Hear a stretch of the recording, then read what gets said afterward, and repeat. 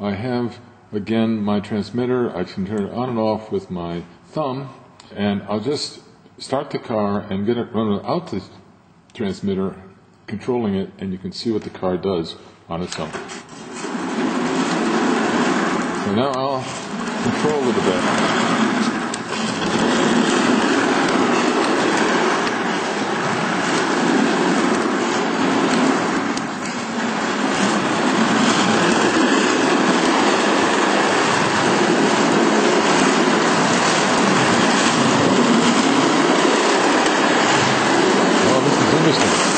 Whoops, it hit something.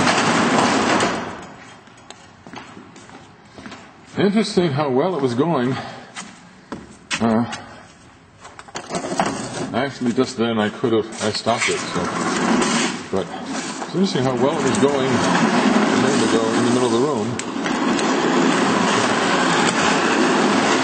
So long as it stays far enough away from the wall, it goes quite fast. But that shows you what sort of distance is required for the car to be able to react. Now, all this is on its own now. I don't have the transmitter on at all. It's clearly doing the right thing at its own full speed. But it can't do it as close to the wall as the model car can, at least because its plastic tires don't have the same coefficient of friction with this wooden floor as the rubber tires of the model car have. Why did it turn there? Why is it making such a short circuit? Why isn't it going straight longer? I'm not sure of that.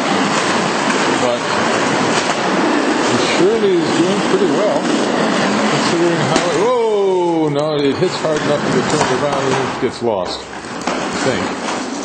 Yeah, it doesn't know what to do. I just obviously turn the transmitter on.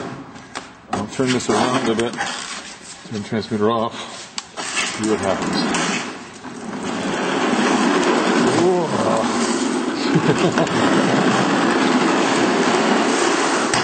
See, when it hits the brakes, it spins because of lack of friction.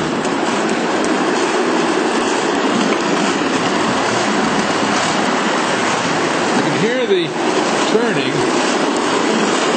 now,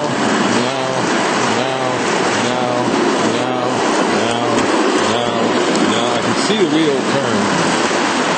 See, it goes straight except for those turns. Now.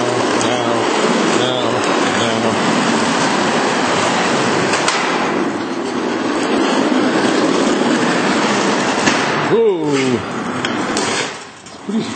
Pretty robust little vehicle, isn't it? All right, that's it. I think you get the idea. I have certainly learned something. I'm not quite sure what, but thank you very much.